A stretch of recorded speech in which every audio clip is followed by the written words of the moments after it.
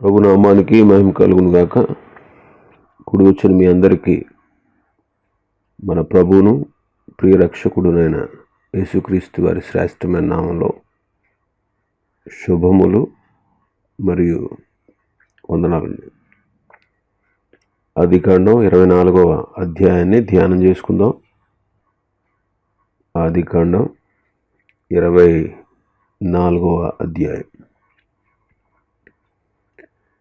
ఈ అధ్యాయంలో అబ్రహాము తన కుమారుడైన ఇస్సాకుకు వివాహం చేయాలి అని నిశ్చయించుకోవడం, తన కుమారుడైన ఇస్సాకుకు భార్యను తీసుకురావడానికి అరామ్నహరాయిమునకు ఎలియాజరుని పంపించడం, ఎలియాజరు ఆ ప్రాంతానికి వెళ్ళి అక్కడ ఒక బావి దగ్గర దేవునికి ప్రార్థించడం, ఏ కన్యక అయితే దాహానికి నాకు నీళ్ళిమ్మని అడిగినప్పుడు నీవు త్రాగు, నీతో పాటు నీ ఒంటెలకు కూడా నేను పోస్తాను అని ఏ చిన్నదైతే చెబుతుందో ఆమె నా యజమానుని కుమారునికి భార్య అవుతుంది, ఆ కార్యాన్ని జరిగించుమని ఎలియాజరు ప్రార్థించడం. ప్రార్థన ముగియగానే రెబెకా కడవ భుజం మీద పెట్టుకుని రావడం, రెబెకా అతనికి అతని ఒంటెలకు నీళ్లు చేదిపోయడం, ఈమె నా యజమానుని కుమారుడికి భార్య అని ఎలియాజరు గుర్తించడం, ఆ తర్వాత ప్రభువుని స్తుతించడం, రెబెకా కుటుంబీకులకు ఎలియాజరు అబ్రహాము ఇస్సాకుల గురించి ఎలియాజరు వాళ్ళకి దేవుడు వారిని ఎలా ఆశీర్వదించాడో వాటిని గురించి వివరించడం, రెబెకాకు కొన్ని ఆభరణాలు ధరింపచేయడం, ఆ తర్వాత వారితో మాట్లాడి ఆమెను ఇస్సాకు దగ్గరికి తీసుకొచ్చి అప్పగించడం ఈ అధ్యాయంలో మనం చదువుతాం, ఈ అధ్యాయంలో మనం తెలుసుకుంటాం. ఈ అధ్యాయం కొన్ని భాగాలుగా మనం విభజించవచ్చు. 1 నుంచి 9 వచనాల వరకు ప్రయాణం, 1 నుంచి 10 వరకు, 11 నుంచి 14 వరకు తను చేసిన ప్రార్థన, 15 నుంచి 21 వరకు రెబెకా పరిచర్య, 22వ వచనం నుంచి 32వ వచనం వరకు ప్రధానం చేయడం, 33 నుంచి 49 వరకు ప్రబోధం అనొచ్చు, 50 నుంచి 61 వచ్చిన వరకు రెబెకాను వాళ్ళు పంపించడం, 62 నుంచి 67 వరకు ఇస్సాకు రెబెకాను పరిగ్రహించడం.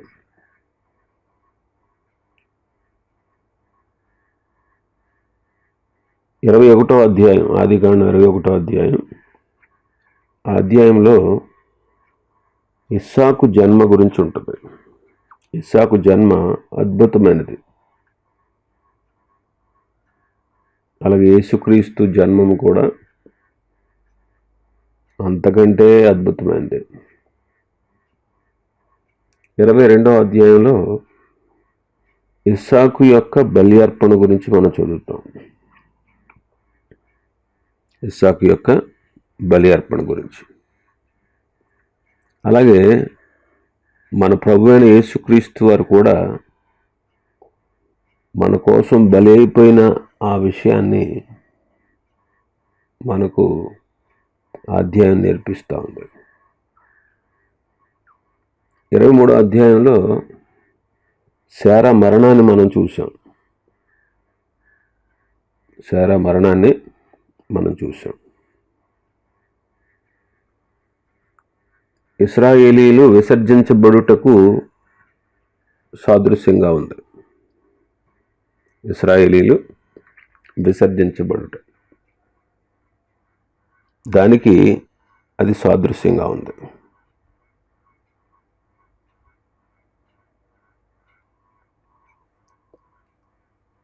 ఈ అధ్యాయంలో 4 ప్రాముఖ్యమైనటువంటి వ్యక్తులు కనబడతారు.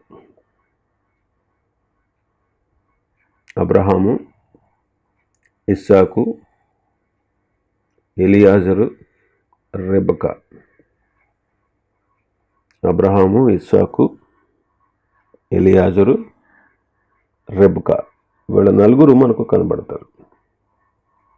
ప్రముఖమైనటువంటి వాళ్ళు అన్నమాట. అబ్రహాము తండ్రి అయిన దేవునికి సాదృశ్యం. ఇస్సాకు కుమారుడైన యేసుక్రీస్తుకు సాదృశ్యం. ఎలియాజరు పరిశుద్ధాత్మకు సాదృశ్యం. రెబెకా సంఘానికి సాదృశ్యంగా ఉన్నారు. అబ్రహాము తండ్రి అయిన దేవునికి, ఇస్సాకు ప్రభువైన యేసుక్రీస్తుకు, ఎలియాజరు పరిశుద్ధాత్మకు, రెబెకా సంఘానికి పోలికలుగా ఉన్నారు. అయినా కొన్ని సందర్భాల్లో వీళ్ళ 4 విశ్వాసులైనటువంటి మనకు కూడా పోలికగా ఉంటారు. కొన్ని సందర్భాల్లో విశ్వాసులైనటువంటి మనకు కూడా పోలికగా ఉంటారు. మొదటి వచనం, అబ్రహాము బహుకాలము గడిచిన వృద్ధుడై ఉండెను, అన్ని విషయములలోనూ యెహోవా అబ్రహామును ఆశీర్వదించెను. అబ్రహాము బహుకాలము గడిచిన వృద్ధుడై ఉండెను అంటే అప్పటికి అబ్రహాముకి 140 సంవత్సరాలు. 140 సంవత్సరాలు. 140 సంవత్సరాలైనా సరే అబ్రహాము ఆరోగ్యవంతుడు అని చెప్పొచ్చు. అబ్రహాం ఎవరు? ఆరోగ్యవంతుడు. యోబు గ్రంథం 21వ అధ్యాయం 23, 24 వచనాలు. ఒకడు తన కడవలలో పాలు నిండి ఉండగను, తన ఎముకలలో మూలుగా బలిసి ఉండగను, సంపూర్ణ సౌఖ్యమును నెమ్మదియును కలిగి నిండు ఆయుష్యముతో మృతి నొందును. నిండు ఆయుష్యముతో మృతి పొందుతాడు. అబ్రహాము నిండు ఆయుష్ గలవాడు అని మనం చెప్పచ్చు, ఆరోగ్యవంతుడని కూడా చెప్పచ్చు. కారణం, దేవుడు అతనికి ఆ భాగ్యాన్ని కలగజేశాడు. అందరికీ ఆ భాగ్యం ఉండదు. ఒక్కొక్కళ్ళు తన కాలం కంటే ముందే వెళ్ళిపోతూ ఉంటారు.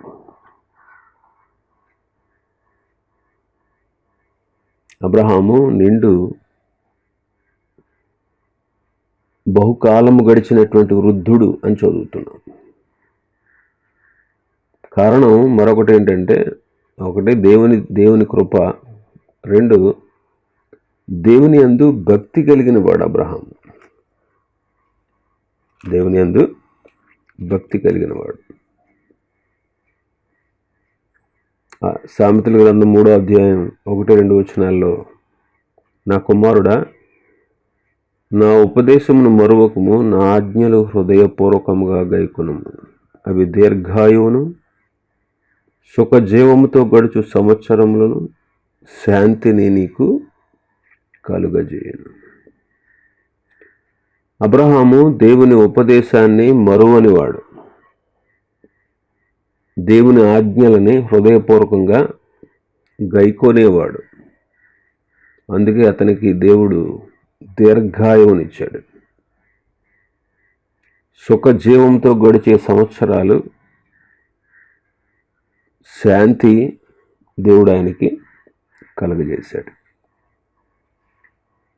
ఇంకా గత దినం మనం చదువుకున్నాం 10వ అధ్యాయం సామెతల గ్రంథం 10:27. యెహోవా యందు భయభక్తులు కలిగి ఉండుట దీర్ఘాయువునకు కారణము, భక్తిహీనుల ఆయుష్ తక్కువైపోవును. దేవుని యందు భయభక్తులు కలిగి ఉండుట వలన దీర్ఘాయుషుకు కారణం అంటాడు.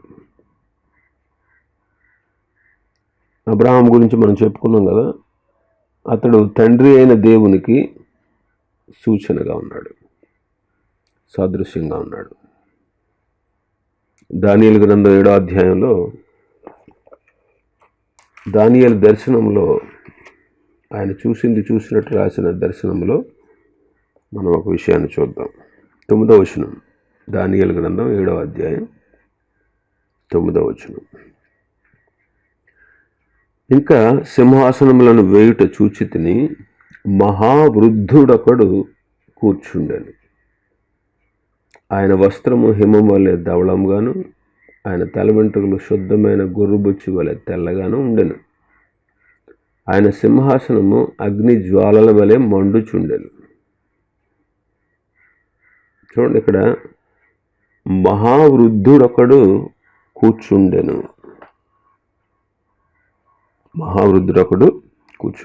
మహావృద్ధుడు అనే దానికి అర్థం ఏంటంటే ఆయన నిత్యుడగు దేవుడు అనేటువంటి భావం అన్నమాట. దేవునికి ముసలితనం అనేది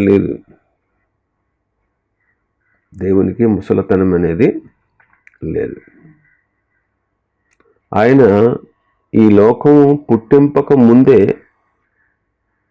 ఆయన ఉన్నాడు. అందుకే మోషే గారు తన కీర్తనలో ఏమంటాడు,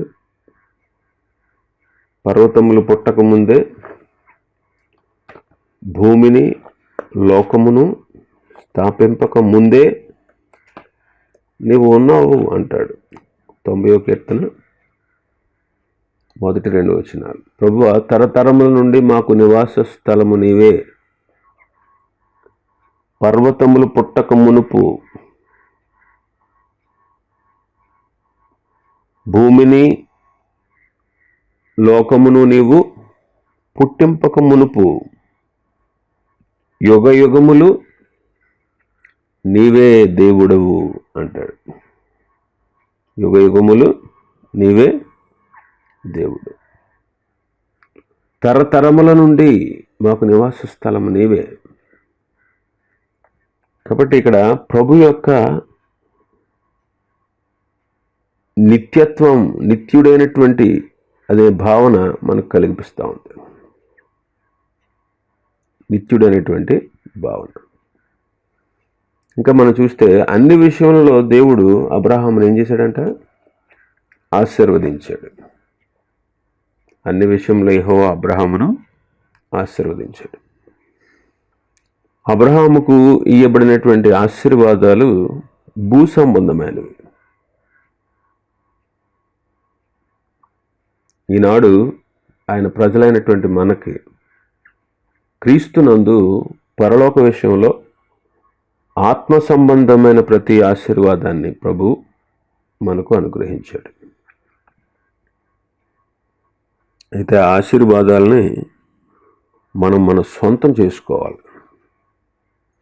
యేసుక్రీస్తుని అంగీకరించుట ద్వారా, ఆయన దేవుడిగా గుర్తించుట ద్వారా, ఆయన మన శిక్షను భరించాడు, మన స్థానాన్ని ఆయన తీసుకున్నారు, మన కొరకే సిలువలో బలి అయిపోయారు, మన కోసమే మన శిక్ష అంతటిని భరించారనే ఆ సత్యాన్ని గ్రహించుకుని ఆయన్ని హృదయంలోనికి రక్షకుడుగా దేవుడుగా అంగీకరించి స్వీకరించి ఆయన బిడ్డలుగా చేయబడుట ద్వారా మనం ఆ ఆశీర్వాదాలు అనుభవించగలం.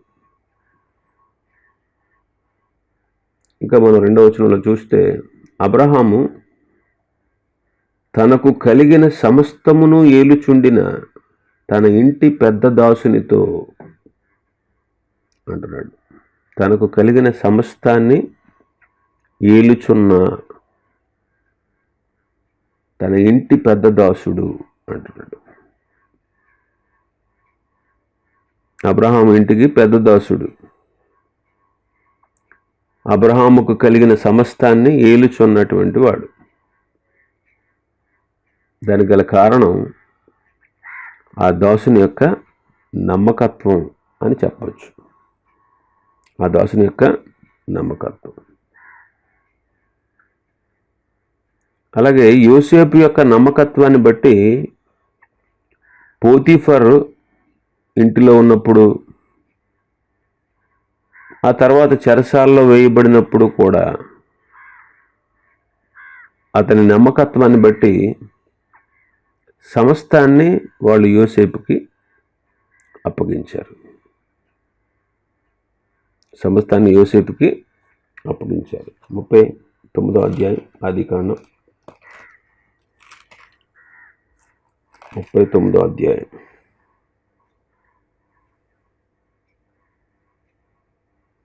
6వ వచనం.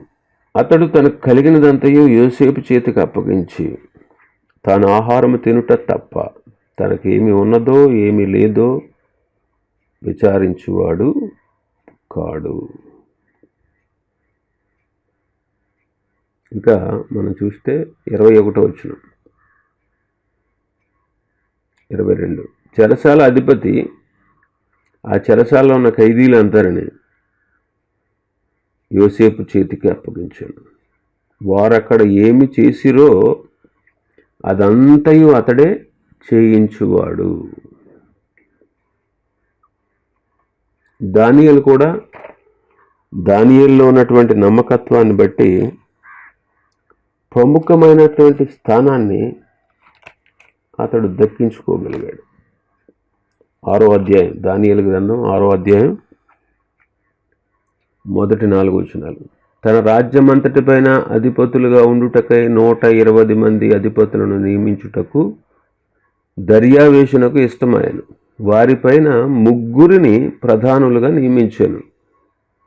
ఆ 3లో దానియేలు ముఖ్యుడు. రాజుకు నష్టం కలగకున్నట్లు ఆ అధిపతులు తప్పకుండా వీరికి లెక్కలు అప్పజెప్పవలనని ఆజ్ఞ ఇచ్చాను. ఈ దానియేలు అతి శ్రేష్టమైన బుద్ధి గలవాడై ప్రధానులలోనూ అధిపతిలోనూ ప్రఖ్యాతి నొంది నుండెను గనుక రాజ్యమంతటి మీద అతని నియమింపవలనని రాజు ఉద్దేశించాను. అందుగా ప్రధానులను అధిపతులను రాజ్య పరిపాలన విషయంలో దానియేలు మీద ఏదైనా ఒక నింద మోపవలన నుండి తగిన హేతువు కనిపెట్టుచుండిరి. కానీ దానియేలు నమ్మకస్తుడై ఏ నేరమైనను ఏ తప్పైనను చేయుబాడు కాడు గనుక దానియేలులో తప్పైనను లోపమైనను కనుగొనలేకపోయారు.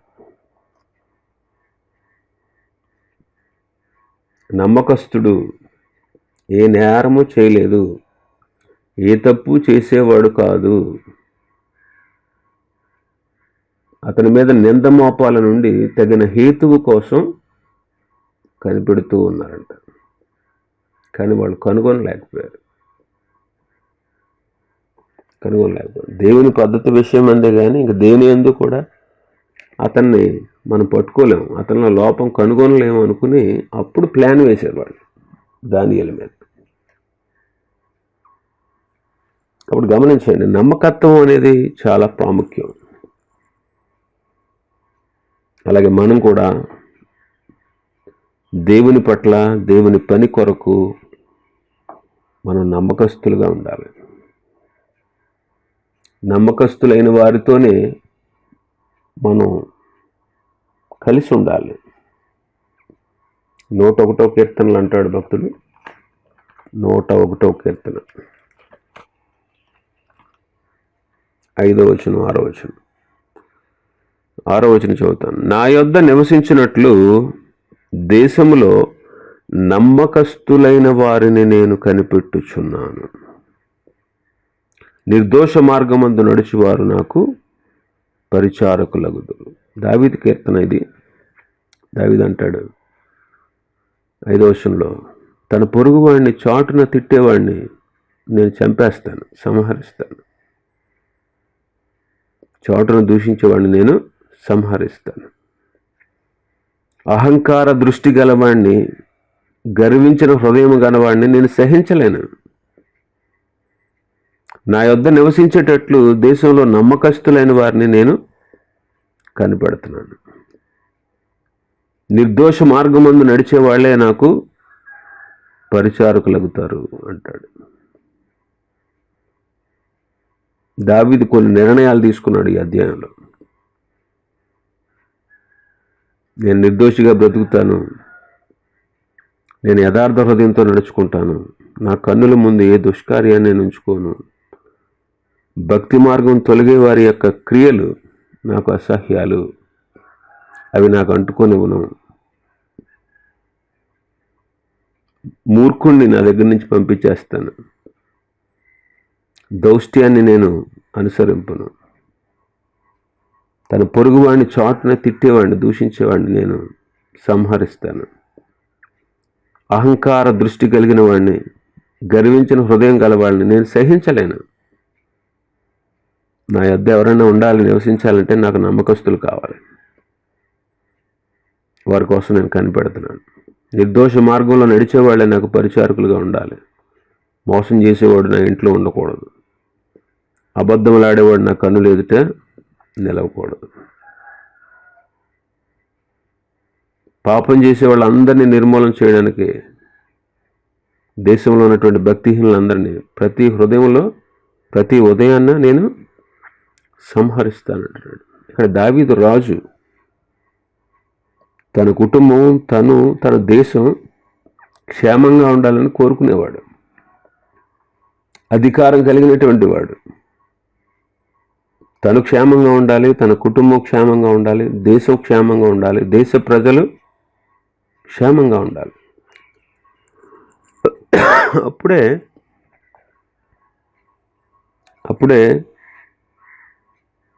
దేశం అభివృద్ధి చెందుతుంది. తను క్షేమంగా ఉంటాడు, తన కుటుంబం క్షేమంగా ఉంటుంది, దేశ ప్రజలు క్షేమంగా ఉంటారు, దేశం క్షేమంగా ఉంటుంది. ఇక్కడ మనం అర్థం చేసుకోవాల్సింది ఏంటంటే, రాజు అధికారి కాబట్టి నేను దేశాన్ని ఇలా చేస్తానని చెప్తున్నాడు. మనం మన కుటుంబంలో అధికారులం కాబట్టి, మన కుటుంబంలో ఉండేటువంటి వాళ్ళం, మన కుటుంబం శ్రేయస్సు కోసం మనం కూడా చక్కటి నిర్ణయాలు తీసుకోవాలి. ఎలాంటి దుష్ట లక్షణాలు మనలో లేకుండా ఎప్పటికప్పుడు మనలో కానీ, మన బిడ్డల్లో కానీ, మన కుటుంబంలో కానీ లేకుండా ఎప్పటికప్పుడు వాటిని సరి చేసుకుంటూ ఉండాలి. నమ్మకత్వం అనేది ముఖ్యం. ఎలియాజరు నమ్మకస్తుడు. నమ్మకత్వాన్ని బట్టే అబ్రహాము కలిగిన దాన్ని అంతటిని వెళ్తున్నాడంట. లూకాసు వార్త 12వ అధ్యాయం అంటాడు కదా. లూకాసు వార్త 12వ అధ్యాయం 42వ వచనం. ప్రభు ఇట్లనెను, తగిన కాలమున ప్రతి వానికి ఆహారం పెట్టుటకు యజమానుడు తన ఇంటి వారి మీద నియమించినట్టి నమ్మకమైన బుద్ధిగల గృహ నిర్వాహకుడెవడు? ఎవని ప్రభువు వచ్చి వాడు అలాగూ చేయుచుంటుట కనుగొనును ఆ దాసుడు ధన్యుడు. అతడు తనకు కలిగిన దాని అంతటి మీద వానిని ఉంచునని మీతో నిజముగా చెప్పుచున్నాను. అయితే ఆ దాసుడు నా యజమానుడు వచ్చుటకు ఆలస్యం చేయుచున్నాడని తన మనసులో అనుకుని దాసులను దాసీలను కొట్టి తిని త్రాగి మత్తుగా ఉండసాగితే, వాడు కనిపెట్టని దినములలోనూ ఎరుగని గడియలోనూ ఆ దాసుని యజమానుడు వచ్చి వానిని నరికించి అపనమ్మకస్తులతో వానికి పాలు నియమించును. తన యజమానుని చిత్తం ఎరిగియుండిగి సిద్ధపడక అతని చిత్తము చొప్పున జరిగించక ముందు దాసునికి అనేకమైన దెబ్బలు తగులును. అయితే తెలియక దెబ్బలకు తగిన పనులు చేసిన వానికి కొద్ది దెబ్బలే తగులును. ఎవరికి ఎక్కువగా ఇయ్యబడనో వాని వద్ద ఎక్కువగా తీయజూతురు. మనుషులు ఎవరికి ఎక్కువగా అప్పగింతరో వారి వద్ద ఎక్కువగా అడుగుతారు. నమ్మకస్తులైనటువంటి వాళ్ళు కావాలి. ఇక్కడ మన ప్రభువు నమ్మకమైన బుద్ధి గలవాడిని సంఘమనే ఇంటి మీద అధికారిగా వాళ్ళకి తగిన కాలం ముందు ఆహారం పెట్టడానికి నియమిస్తాడు. ఇది సంఘ కాపురులను గూర్చి చెప్పినటువంటి సంగతి. కాబట్టి నమ్మకంగా పనిచేసిన వానికి ప్రభు వచ్చినప్పుడు ప్రభువుకు కలిగినంతటి మీద ఆ నమ్మకస్తుని నియమిస్తాడు. ఇంకా మన భాగంలో 24వ అధ్యాయం 36వ వచనంలో, నా యజమానుని భార్య అయిన శారా వృద్ధాప్యంలో నా యజమానునికి కుమారుని కనెను. నా యజమానుడు తనకు కలిగిన యావత్తు అతనికి ఇచ్చి ఉన్నాడు. మరియు నా యజమానుడు నాతో, నేను ఎవరి దేశమందు నివసించున్నానో, నా యజమానుడు ఎన్నిసార్లు ఉంటుందో ఈ అధ్యాయంలో. 12వ వచనంలో చూడండి, ప్రార్థన చేసేటప్పుడు 9వ వచనంలో, ఆ దాసుడు తన యజమానుడుగా అబ్రాహాము తొడగంత చేయి పెట్టి, 10వ వచనం, అతడు తన యజమానుని ఒంటెల్లో 10 ఒంటెలను తన యజమాని ఆస్తిలో, 12వ వచనం, నా యజమానుడుగా అబ్రాహాము దేవుడైన యెహోవా నా యజమానుడుగా అబ్రాహాము మీద అనుగ్రహం చూపు, 14వ వచనం ఆఖరిలో, నా యజమానుని మీద అనుగ్రహం చూపితు అని తెలుసుకుందును. 27వ వచనంలో, అబ్రహామును నా యజమానుని దేవుడైన యెహోవా స్తుతింపబడును గాక. ఆయన నా యజమానుడికి కృపను సత్యమును చూపటం మానలేదు. నేను త్రోవలో ఉండగానే యెహోవా నా యజమానుని బంధువుల ఇంటికి నన్ను నడిపించాను. 34వ వచనం, యెహోవా నా యజమానుని బహుగా ఆశీర్వదించాను. 36వ వచనం, నా యజమానుడి భార్య అయిన శారా వృద్ధాప్యంలో నా యజమానునికి ఒక కుమారుడి కనెను. నా యజమానుడు 37వ వచనంలో, నా యజమానుడు 39వ వచనంలో, నా యజమానునితో 42వ వచనంలో, అబ్రహామును నా యజమానుని దేవుడని యెహోవా 44వ వచనంలో, నీవు త్రాగుము, నీ ఒంటలకు నీళ్లు చేదిపోయిన ఎవరు చెప్పును, ఆమె నా యజమానుడి కుమారునికి యెహోవా నియమించిన పిల్ల ఉండనని మనం చేసుకుంటాం. 48వ వచనంలో, నా తల వంచి యెహోవాకు మ్రొక్కి అబ్రహామును నా యజమాని దేవుడిని యెహోవాకు స్తోత్రము చేసి తిని. ఇంకా 51వ వచనంలో, యెహోవా సెలవిచ్చిన ప్రకారం ఈమె నా యజమాని కుమారునికి భార్యగును గాని ఉత్తరం ఇచ్చింది. 54వ వచనం, నా యజమానుని యొద్దకు నన్ను పంపించుడి. ఇంకా 56వ వచనంలో, నా యజమానుని వద్దకు వెళ్ళదనని. 65వ వచనంలో, మనల్ని ఎదుర్కొన్నట్టుకు పొలంలో నడుచున్న మనుషుడు ఎవడని దాసుని అడగగా అతడు నా యజమానుడని చెప్పాను. ఏంటి, ఎందుకు చెప్పారండి ఇవన్నీ? ఎందుకు చదివామంటే, ఎందుకు ఇన్నిసార్లు యజమానుడు నమ్మకస్తుడు కాబట్టే అన్నిసార్లు తన యజమానుని గౌరవించాడు.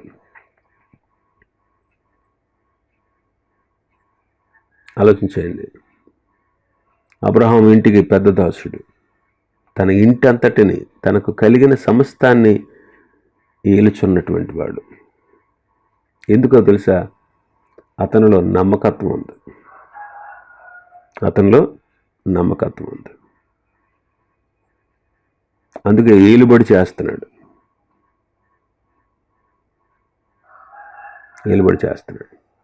ఎలియాజరు పరిశుద్ధాత్మకు సాదృశ్యం. ఇంకా ఇక్కడ మనం చూస్తే సాక్ష్యం ఇస్తున్నాడు. దేవుడు నా యజమానుని ఈ రీతిగా ఆశీర్వదించాడు, వృద్ధాప్యంలో కుమారుని ఇచ్చాడు, ఇవన్నీ చెప్పుకుంటూ వచ్చాడు. పరిశుద్ధాత్మకు సాదృశ్యం. నా యజమానుడైనటువంటి అబ్రహాము వృద్ధాప్యంలో ఒక కుమారుని కన్నాడు. నా యజమానుడికి కలిగినటువంటి సమస్తాన్ని ఆయన కుమారుడికి ఇచ్చాడు. ఇవన్నీ చెబుతున్నాడు వాళ్ళకు. పరిశుద్ధాత్మ దేవుడు కూడా మనకు యేసుక్రీస్తు ప్రభుని గురించి మనకు సాక్ష్యం ఇచ్చాడు.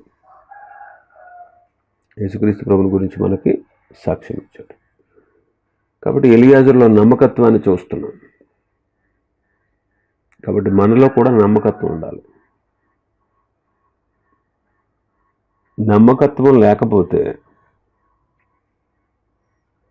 కుటుంబం నిలవదు, సంఘము నిలవదు, మనము నిలవలేం.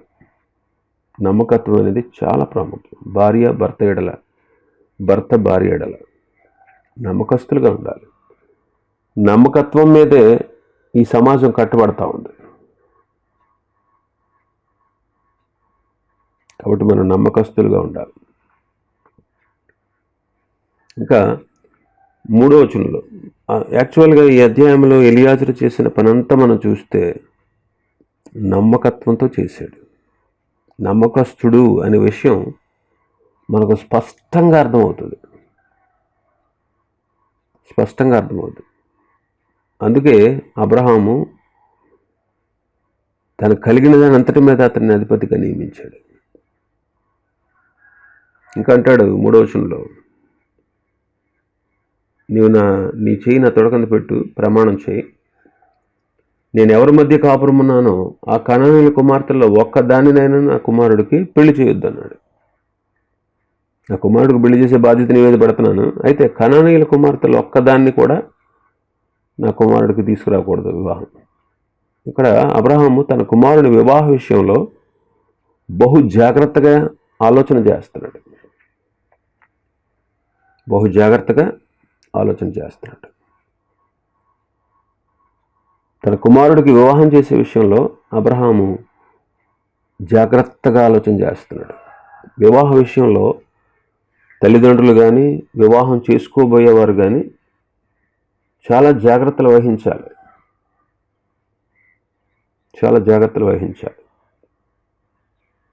జాగ్రత్త వహించకపోతే చాలా ప్రమాదం. ఆ కుటుంబం కష్టాల కడగండ్ల పాలైపోద్ది. కాబట్టి తల్లిదండ్రులు కానీ, వివాహం చేసుకోబోయే యవ్వనస్తులు కానీ వివాహ విషయంలో దేవుని చిత్తాన్ని తెలుసుకోవాలి. దేవుని చిత్తాన్ని తెలుసుకోవడం చాలా ప్రాముఖ్యం. ద్వితీయోపదేశకాండం 7వ అధ్యాయం. ద్వితీయోపదేశకాండం 7వ అధ్యాయం 3వ వచనం. నీవు వారితో వియ్యమందకూడదు, వాని కుమారునికి నీ కుమార్తెను నీయకూడదు, నీ కుమారునికి వాని కుమార్తెను పుచ్చుకొనకూడదు. నన్ను అనుసరింపకుండా ఇతర దేవతలను పూజించినట్లు నీ కుమారుని వారు మళ్లించుదురు. అందును బట్టి యెహోవా కోపాగ్ని నీ మీద రగులుకొని ఆయన నిన్ను త్వరగా నశింపచేయును. కాబట్టి వివాహాల విషయంలో చాలా జాగ్రత్త వహించాలి. యెహోషాపాతు దారి తప్పాడు. తన బిడ్డలకు వివాహం చేసే విషయంలో యెహోషాపాతు దారి తప్పాడు. ఆహాబుతో వియ్యమందాడంట. ఆహాబు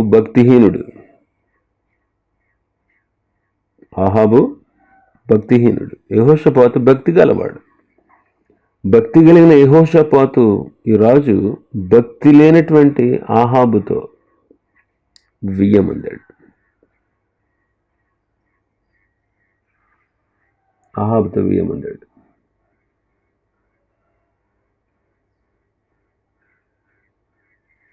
ఆలోచించండి. ఆహాబు భార్య ఎవరు? యెజబెలు దుష్టురాలు. యెజబెలు కూతురు అతల్య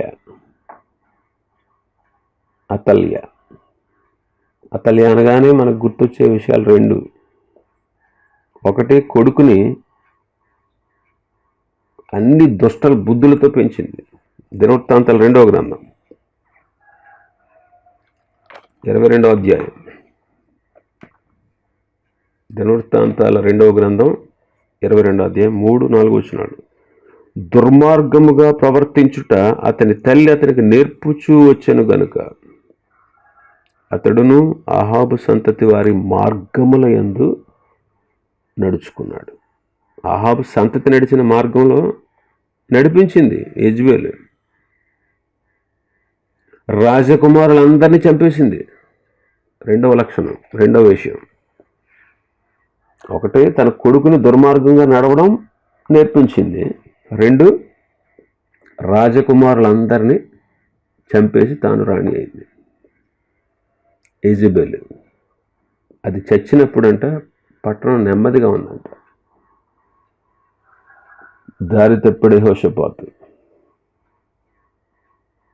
అందుకే తర్వాత యెహోషాపాతు కుటుంబీకులకు ఆ తర్వాత తరంలో చాలా శ్రమలు, బాధలు ఎదురయ్యాయి.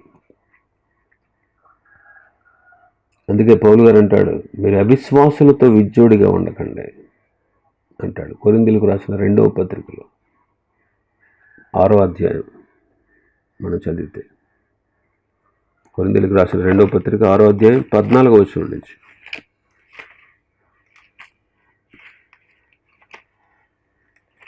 ఆరు 14 నుంచి, మీరు అవిశ్వాసులతో జోడుగా ఉండకండి. నీతికి దుర్నీతితో ఏం సాంగత్యం, వెలుగునకు చీకటితో ఏం పొత్తు, క్రీస్తునకు బెలియాలతో ఏం సంబంధం, అవిశ్వాసితో విశ్వాసికి పాలెక్కడిది, దేవుని ఆలయమునకు విగ్రహములతో ఏమి పొందిక, మనము జీవము గల దేవుని ఆలయమై ఉన్నాం. అందుకు దేవుడు ఎలాగ సెలవిచ్చున్నాడు, నేను వారిలో నివసించి సంచరింతును, నేను వారి దేవుడినే ఎందును, వారు నాకు ప్రజల ఎందురు, కావున మీరు వారి మధ్య నుంచి బయలువడి ప్రత్యేకముగా ఉండు, అపవిత్రమైన దానిని ముట్టకూడని ప్రభువు చెప్పుచున్నాడు. కాబట్టి అవిశ్వాసులతో మనం జోడుగా ఉండకూడదు.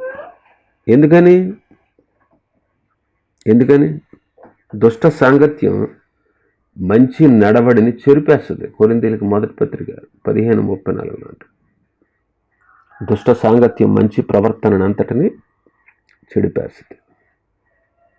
కాబట్టి వివాహ విషయంలో అబ్రహాము తన కుమారుడికి వివాహం చేసే విషయంలో శ్రద్ధ, ఒక నిర్ణయం, ఆలోచన చేస్తూ ఉన్నాడు. కాబట్టి గమనించండి, వివాహం చేసుకోబోయేటువంటి యవనస్తులు అంటారు, వివాహాలు చేయాలనుకునేటువంటి తల్లిదండ్రులు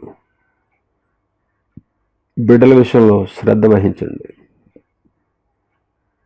ఎక్కువ కట్నం ఎవరిస్తారు, మా కులమా కాదా,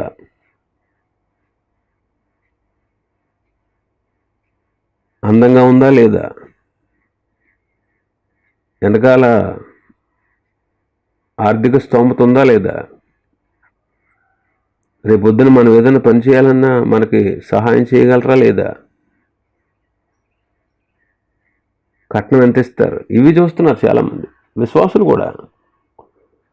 ఎప్పుడైనా సరే మీరు చాలామంది సంఘస్థులు ఉన్నారు, మీరు వివాహాలు చేసుకున్నారు, వివాహాలు చేసిన తల్లిదండ్రులు ఉన్నారు, వివాహాలు చేసుకున్నటువంటి కొంతమంది బిడ్డలు ఉన్నారు.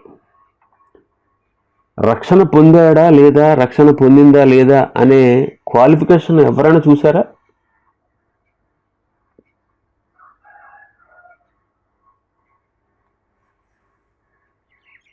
మనం చూడాల్సింది అదండి. ఆత్మీయులు చూడాల్సింది ఏంటి తెలుసా, పెళ్లి కొడుకు కానీ పెళ్లి కూతురు కానీ రక్షణ పొందారా, ప్రభువును తెలుసుకున్నారా, ప్రభువును కలిగి ఉన్నారా, ప్రభువును సేవిస్తున్నారా, భక్తిపరులా కాదా, అది చూడాలి ముందు. అది చూడాల్సింది. ఆ క్వాలిఫికేషన్ ఉంటే చాలండి, ఇంకేం అవసరం లేదు. ఆ క్వాలిఫికేషన్ ఉంటే రక్షణ పొందారా లేదా, భక్తిగా ఉంటున్నారా లేదా, దేవుని సేవిస్తున్నారా లేదా అనే క్వాలిఫికేషన్స్ మనం చూడగలిగితే వాళ్ళ భవిష్యత్తు గురించి మనం చింతించాల్సిన అవసరం లేదు.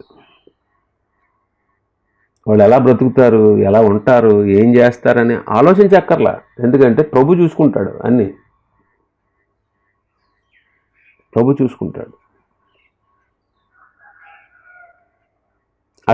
అసలు మీరు కానీ నేను కానీ పుట్టుకతోనే జమీందారులు, మీరు నాకు తెలియగడుతాను, పుట్టుకతోనే సంపాదించేశారు అన్నీ, పుడతమే మీరు పట్టుకొచ్చేసారా, పరలోకం నుంచి పొలం, ధనం, డబ్బు, హోదా అన్నీ ఇవన్నీ దేవుడిచ్చినాయి కదా,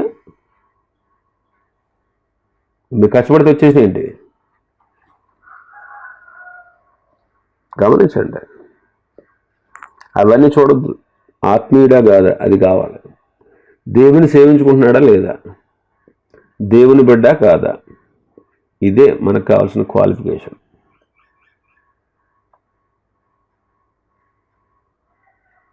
అది ఉంటే చాలండి, వాళ్ళని దేవుడు బ్రతికిచ్చేస్తాడు, వాళ్ళని దేవుడు వృద్ధిలోకి తీసుకొస్తాడు, వాళ్ళని దేవుడు అభివృద్ధి చేస్తాడు, వాళ్ళని భౌతికంగా కూడా ఎంత ఉన్నతమైన స్థితిలో ఉంచుతాడు, భౌతికంగా కూడా. అది చూస్తే చాలు, అది చూస్తే చాలు. అది తల్లిదండ్రులుగా మన బాధ్యత. ఎందుకంటే మన ప్రభుని ఎరిగి ఉన్నాం కాబట్టి. ఇలాంటి శ్రద్ధ వహిద్దాం, మన కుటుంబాల విషయంలో జాగ్రత్త వహిద్దాం. మిగిలిన సంగతులు రేపు జ్ఞానం చేసుకుందాం. దేవుడి మాటలు దీవించును గాక. ఆమేన్.